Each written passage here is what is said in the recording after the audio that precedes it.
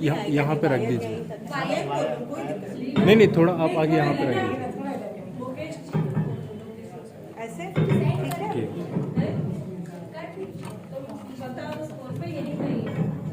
आप लोग की तरफ बीच नहीं कर सकते। थोड़ा सा और बस, थैंक यू। आप सभी से मैं क्या बोलूं, मैं तो बहुत ही भाव विभोर हो गई और इतना अच्छा मुझे आज लग रहा है कि मंचासी जितने भी हमारे इतने बड़े विद्वान और ज्ञाता और आप सभी लोगों के बीच वाकई में मुझे आज बहुत अच्छा लग रहा है। और आप सभी लोगों को मेरा बहुत बहुत प्रणाम, नमस्कार। मैं तो वैसे यौगिक प्रणाम करने वालों में से हूँ और हिंदी प्रेमी हूँ। हमारा काफी ग्रुप जो बना हुआ है तो हमने डिसाइड करा हुआ है कि हम हिंदी में ही मैसेज भी अगर हम कोई व्हाट्सएप पे दे रहे हैं तो वो हम हिंदी में ही देंगे।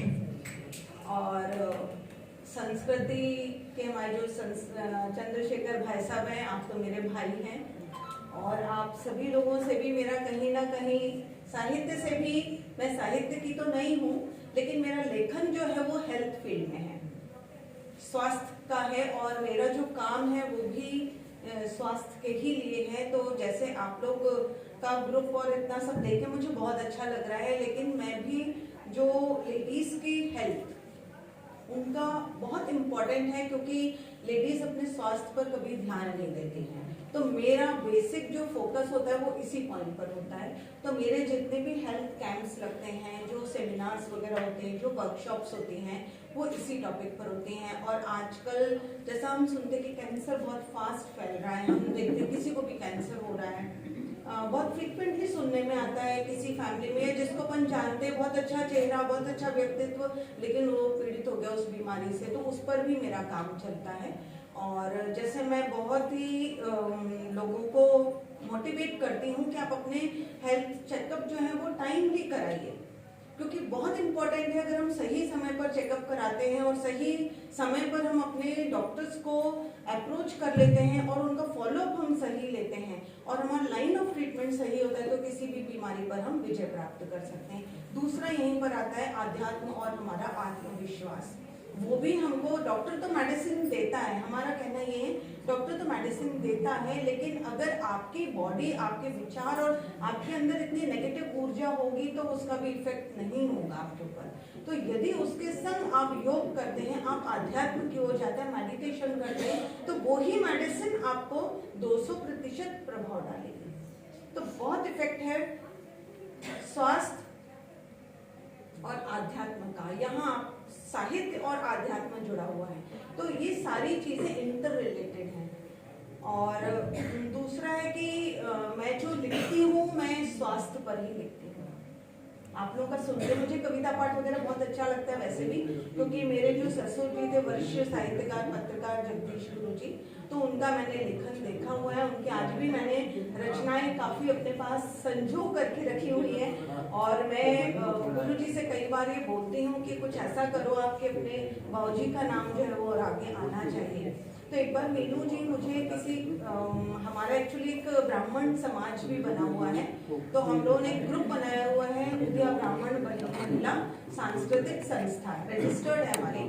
तो उसमें भी हम लोग जो काम करते हैं, तो हम लोग संस्कृति और बेसिकली मतलब मैं तो हेल्थ फील्ड की हूँ, तो हम उसमें स्वास्थ्य तो हर जगह छोड़ देते, लेकिन हम लोगों ने जब मिले तो ये चर्चा हुई, बसंत पंचमी का समय था, तो हमारी ये चर्चा हुई कि कुछ ऐसा करना चाहिए। तो मीनू जी से हुई कि भाई मैंने कहा मेरी बहुत इच्छा है कि साहित्य का, तो यदि आपको कुछ भी करना हो तो आप कर सकते हो यहाँ पर, क्योंकि अपन को लगता है कि कोई स्पेस ऐसा मिल जाए जो अपना हो और अपन उस पर अपने तरीके से कर सकें।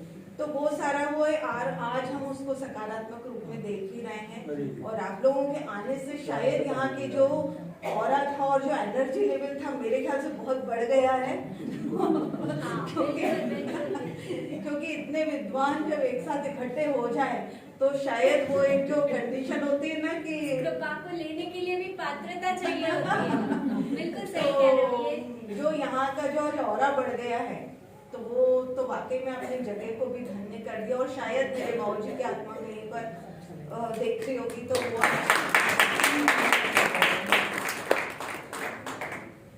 वैसे तो मैं आध्यात्म पर क्या बोलूं, शायद पहले ही काफी कुछ 100 एपिसोड में चर्चा हो चुकी होगी, लेकिन एक छोटा सा चीज बताना चाहूंगी हेल्थ पॉइंट ऑफ व्यू से कि यदि हमें कहीं भी मौका मिलता है ताली बजाने का, तो हमको वो ताली किस प्रकार से बजाना चाहिए कि वो ताली तो हम बजा रहे हैं दूसरे को प्रोत्साहित करने के लिए, लेकिन वो फायदा हमारा भी करे।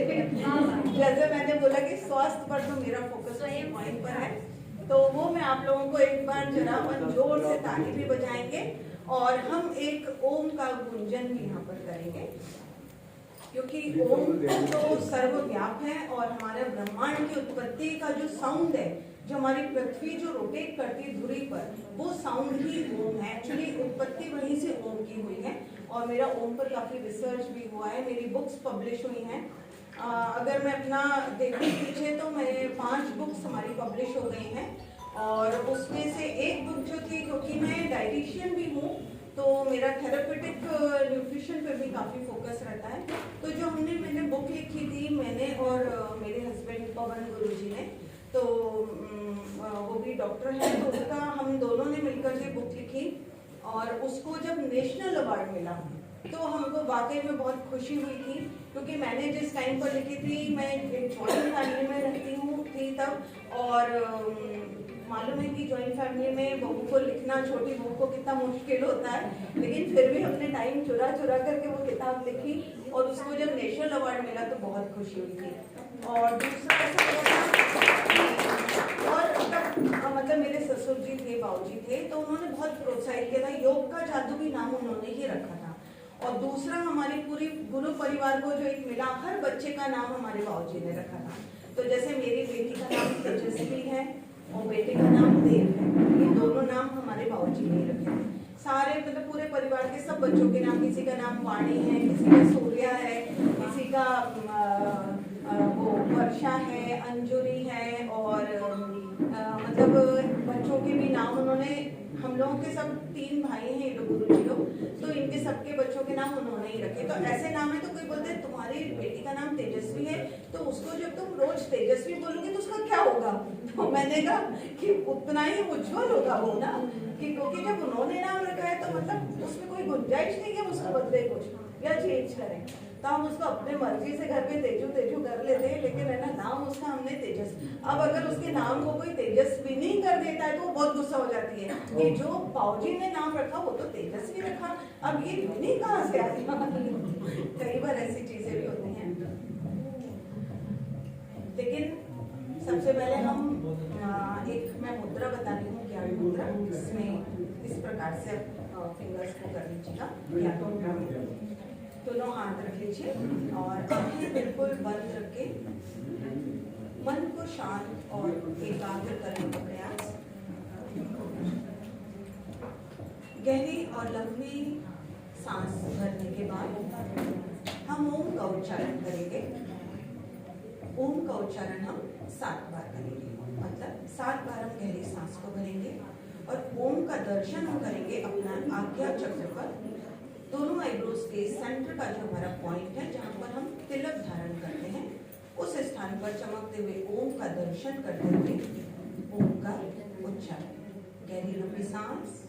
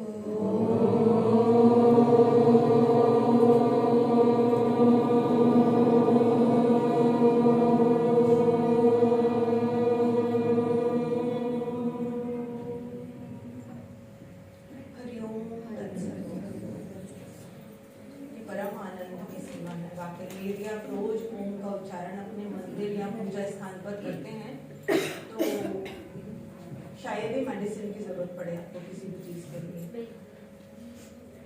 ओम में मन लीन हो जाता है, हो जाते हैं। आध्यात्म क्या करता है, हमको ईश्वर तक पहुंचाने का एक मार्ग है और योग उस मार्ग को सबल करता है। मैं तो अपने लड्डू गोपाल से बात करती हूँ और मुझे जवाब भी मिलता है। ये मैंने देखा है।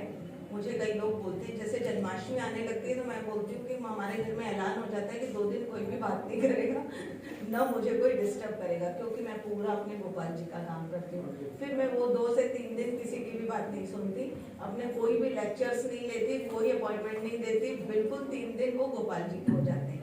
ऐसा नहीं कि बाकी दिन नहीं होते, लेकिन वो 3 दिन तो मैं बिल्कुल डिस्टर्ब नहीं होना चाहती, मतलब सब कुछ अर्पण।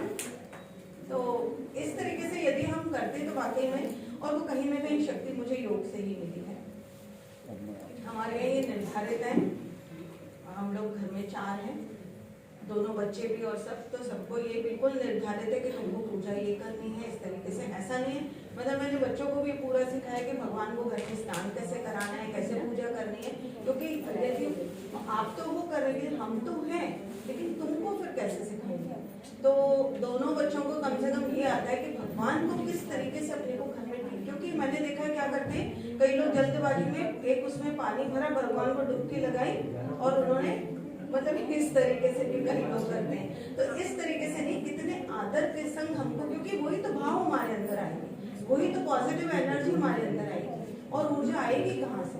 ईश्वर में ही तो ऊर्जा है, ओम में ही तो ऊर्जा है, वहीं से हमको सब कुछ प्राप्त होने वाला है। तो इस तरीके से यदि हम घर में करते हैं तो शायद बच्चे हमारे जो रास्ते आप लोग दिखा रहे हैं उसको सही रास्ते पे चल भी पाएंगे। और इंग्लिश तो बोलो, लेकिन हिंदी को भी छोड़ो मत, और संस्कृत को भी मत छोड़ो, क्योंकि संस्कृत जो है वो पूरा टोटल मैथमेटिक्स है।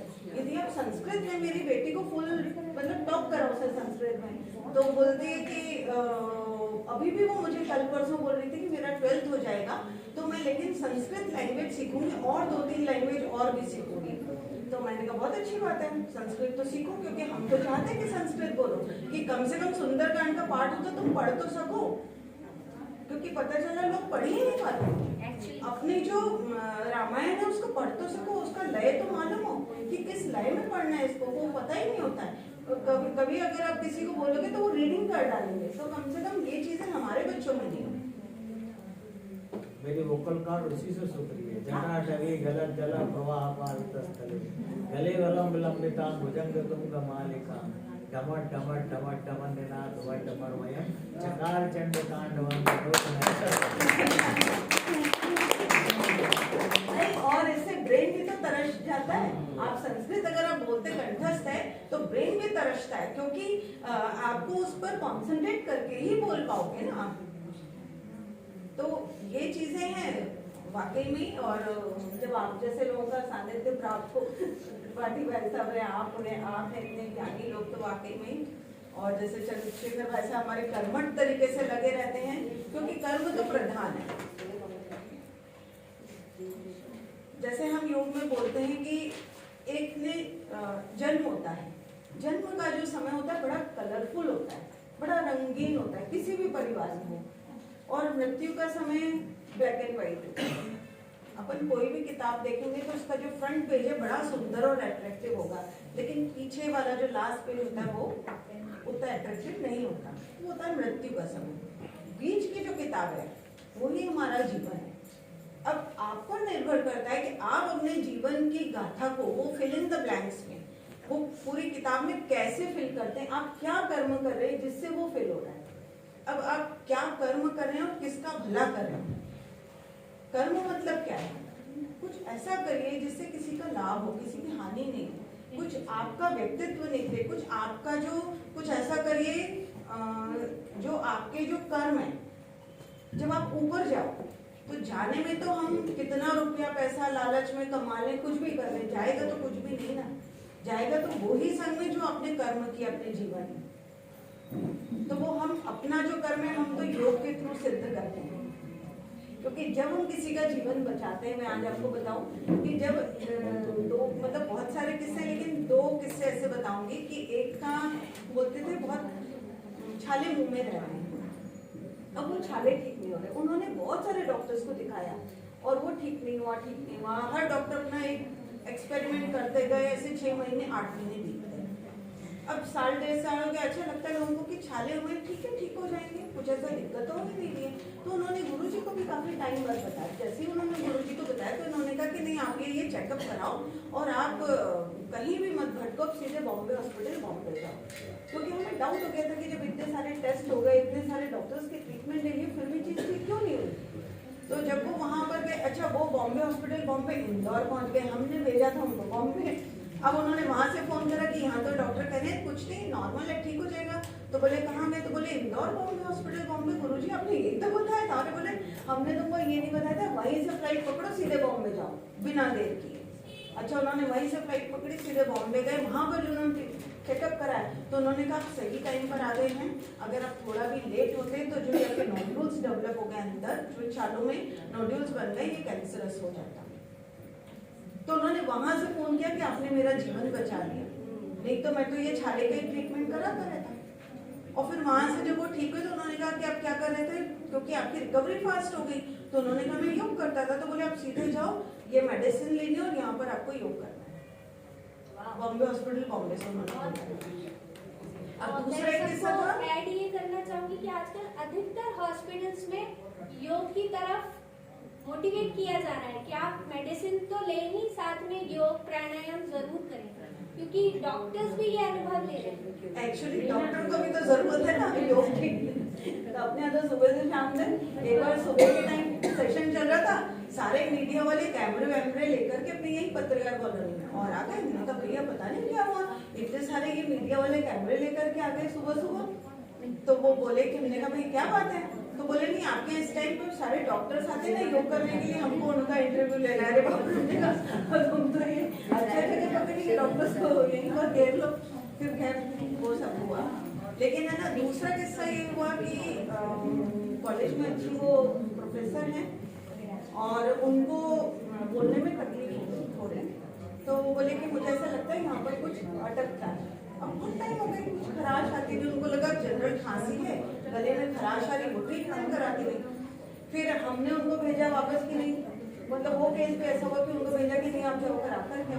अब जब उन्होंने वहाँ पे ऑपरेट कराया तो उन्होंने बेड पर से जब वो बात करने लगी तो उन्होंने फोन करके बोला आपने मेरा आज जीवन बचा लिया, नहीं तो मैं, उन्होंने जो नोड्यूल था वो निकाला, ऑपरेट हुआ और जब वो बोलने की स्थिति में आई तो उन्होंने वहीं से बेड पे से फोन करके बोला कि मेरा आपने जीवन बचा लिया। तो ऐसा जब किस्से होते हैं तो वाकई में ऐसा लगता है कि अपन ने कुछ कर्म किया।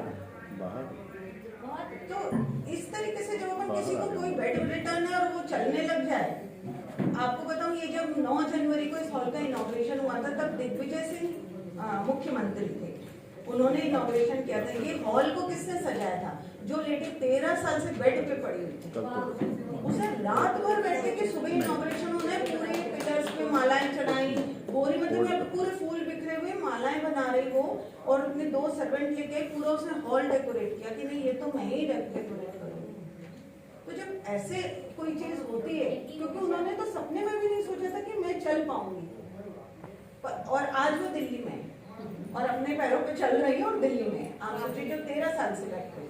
तो योग क्या करता है, आपकी इंटरनल पावर को बढ़ाता है, इंटरनल आपकी रिपेयरिंग करता है, आपके सेल्स तक सारे न्यूट्रिएंट्स को, ऑक्सीजन को प्रॉपरली पहुंचाने में हेल्प करता है। और योग आपकी ब्रीदिंग में करेक्शन लाता है कि किस तरीके से आपको सांस लेना है, कैसे आपको छोड़ना है, कितनी देर होल्ड करना है, कहाँ पर आपको एक्सेल करना है, किस आसन में किस तरीके से करना है।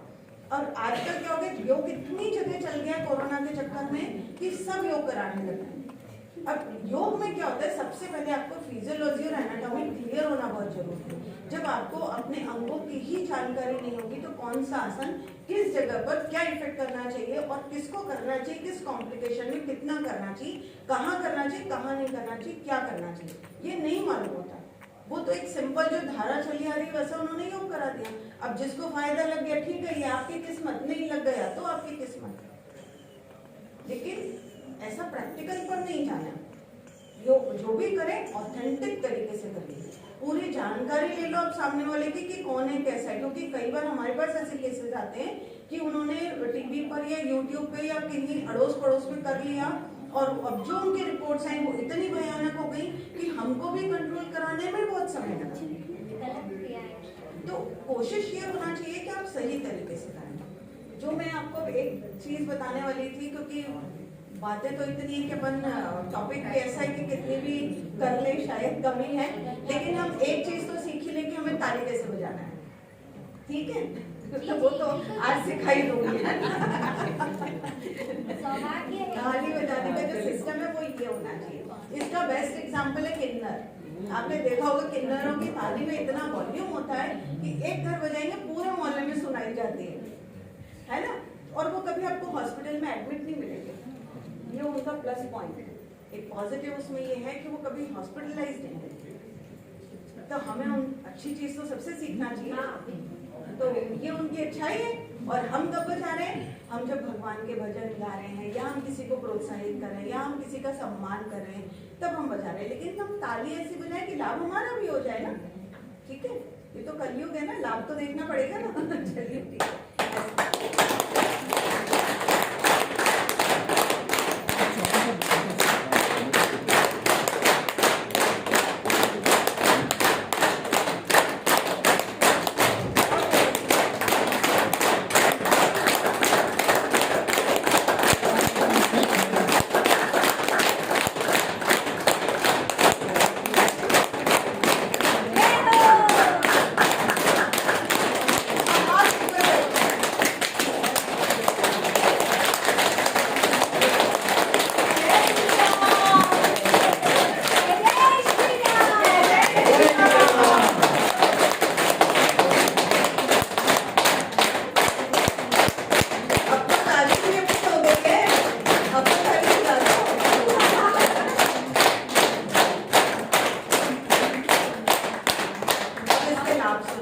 जब हमने ताली इस प्रकार से बजाई है तो हमारे जितने भी हाथ में एक्यूप्रेशर पॉइंट्स हैं, एक्चुअली नर्वस सिस्टम है हमारी पूरी बॉडी में, जो मेडिकली इसका इफेक्ट है।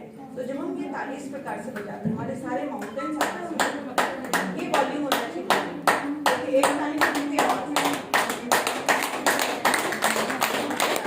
जब हमारे माउंटेन्स आपस में प्रेस होते हैं तो ब्लड सर्कुलेशन इंप्रूव होता है। ब्रेन टू टो हर एक इंटरनल ऑर्गन का पॉइंट प्रेस होने से ब्लड सर्कुलेशन इंप्रूव होता है, इम्प्योरिटीज क्लियर होती है, तो आपकी सारी रिपोर्ट्स नॉर्मल आ जाएगी, राइट?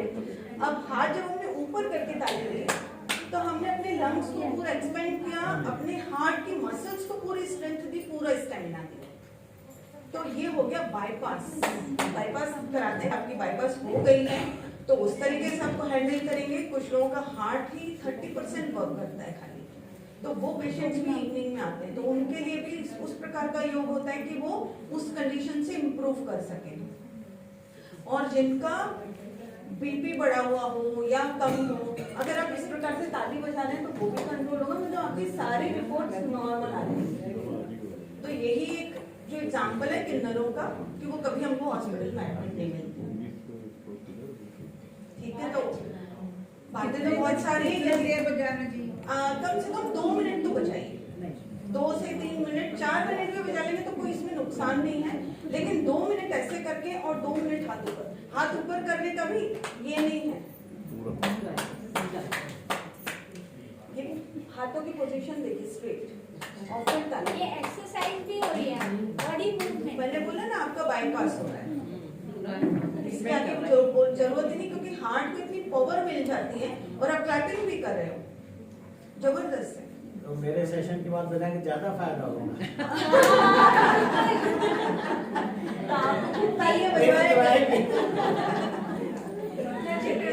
कोरोना काल में इसी प्रोग्राम 108 पे ऐसी ताली वाला ही वीडियो बनाया। बहुत अच्छा किया। और अब देखिए कोई भी मौका हम ताली बजाने का ना छोड़े, ठीक है? तो और कभी मैं चाहूंगी कि आपके वक्तव्य का एंड भी जोरदार तालियों से ही होना चाहिए।